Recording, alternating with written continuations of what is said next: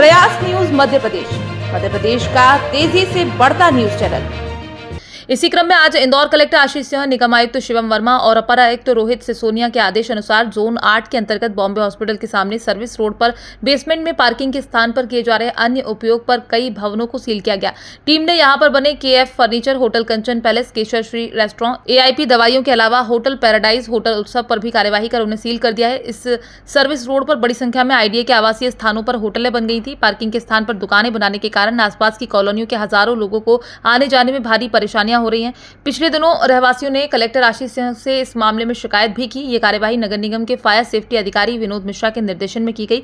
निगम आयुक्त शिवम वर्मा ने मीडिया से चर्चा के दौरान बताया कि इंदौर कलेक्टर आशीष सिंह के निर्देश पर बेसमेंट की कार्यवाही लगातार जारी है। ऐसी 130 बिल्डिंग को हमने सील किया है, वहीं 30 भवन सील किए गए थे, उनको हमारे द्वारा खोला गया है। भवन मालिकों ने एफिडेविट दिया और कहा कि बेसमेंट का जो उपयोग है उसी के लिए किया जाएगा। किस तरह के निर्देश? देखिए, बेसमेंट पे जो कार्रवाई हो रही है उसका उद्देश्य ये है कि जो जगह पार्किंग के लिए प्रयोग होनी थी वो किसी अन्य चीज़ के लिए प्रयोग हो रही है और जो ट्रैफिक में बाधा का कारण बन रही है। इसलिए जितने भी बेसमेंट जो पार्किंग के लिए यूज़ होने थे उन सबको हमने नोटिस दिया है कि उनको वापस पार्किंग में कन्वर्ट किया जाए। हमने पहले अखबार के माध्यम से एक जनरल नोटिस जारी किया, उसके बाद सभी को व्यक्तिगत नोटिस भी दिए गए, लेकिन उसके बाद भी लोगों ने नोटिस के बाद भी जो बेसमेंट है वो पार्किंग में कन्वर्ट नहीं किए। इसीलिए मजबूरन हम लोगों को उन्हें सील कराना पड़ रहा है और सील करके हम एफिडेविट लेके उसको खोल रहे हैं, जिसमें संबंधितों के द्वारा ये एफिडेविट दिया जाता है कितने दिनों में उनके द्वारा इसको पार्किंग में कन्वर्ट कर लिया जाएगा।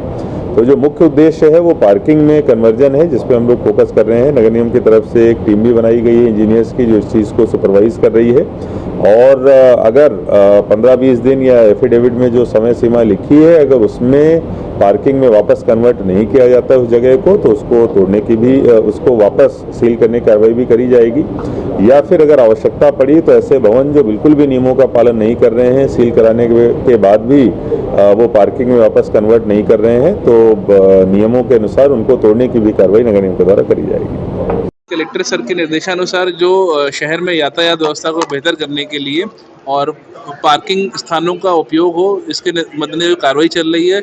उसमें ऐसे भवन जहां पर बेसमेंट का उपयोग पार्किंग के लिए स्वीकृत था या गोडाउन के लिए स्वीकृत था, लेकिन उसका अन्यत्र कमर्शियल उपयोग हो रहा है, ऐसे 130 बिल्डिंग्स को हम लोगों ने सील किया है और ये कार्रवाई आज भी जारी है। आज भी कुछ भवनों को सील किया जा रहा है और कोशिश यही है कि इन सभी जो बेसमेंट्स हैं उसका उपयोग उसके स्वीकृति के हिसाब से ही हो।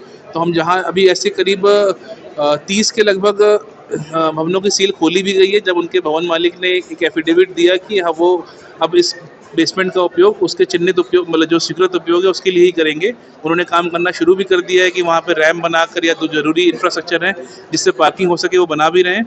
हमारी कोशिश यही है कि हम उन पे प्रॉपर साइनेज लगा के पार्किंग और इन्फोर्समेंट करें कि जो वाहन उन भवनों के आसपास है वो उसी भवन के बेसमेंट में जाएं। हम लोग इसका प्रयास कर रहे हैं।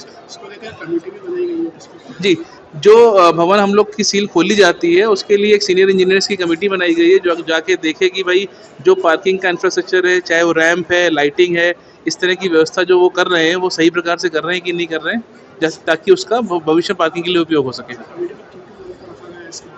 इसमें हमारे जो बिल्डिंग ऑफिसर, जो हमारे हेडक्वार्टर के बिल्डिंग ऑफिसर हैं, जो हमारे कॉलोनी सेल के अन्य जो दूसरे हमारे सीनियर इंजीनियर्स हैं, उनको ही रखा गया है इसमें।